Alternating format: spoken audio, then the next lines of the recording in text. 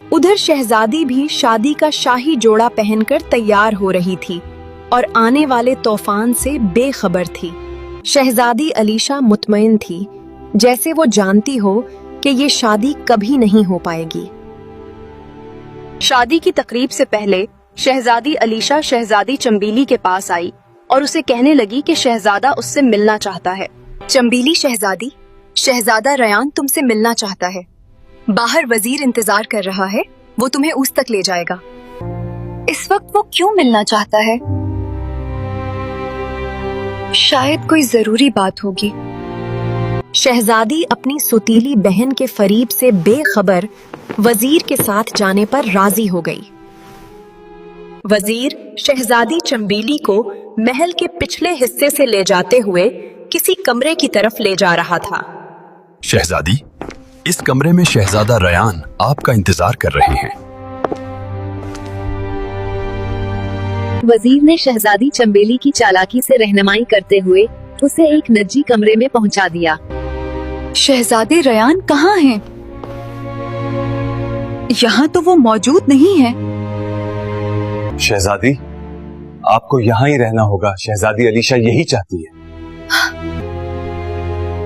तुम ऐसा क्यों कर रहे हो? तुम्हें इस सब का क्या फायदा है? शहजादी, अलीशा ने मुझसे वादा किया है, अगर आपकी शादी टूट गई तो वो मुझसे शादी करेगी और हम इस सल्तनत को संभालेंगे।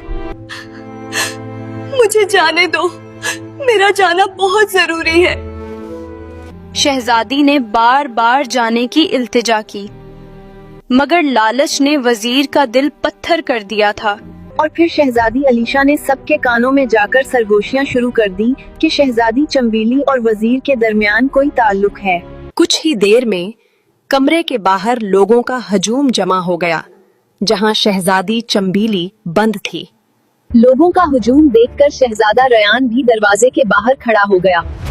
उसे समझ नहीं आ रहा था कि ये सब क्या हो रहा है।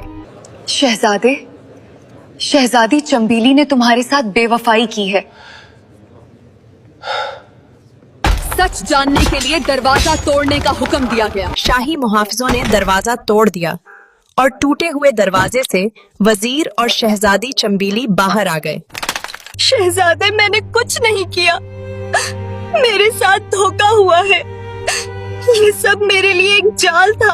आंखों देखी पर मैं कैसे यकीन न करूं। शहजादी, अगर तुम्हें मुझसे शादी नहीं करनी थी तो मोहब्बत का ये झूठा ड्रामा क्यों किया? मैं सोच भी नहीं सकता था कि तुम ऐसी निकलोगी।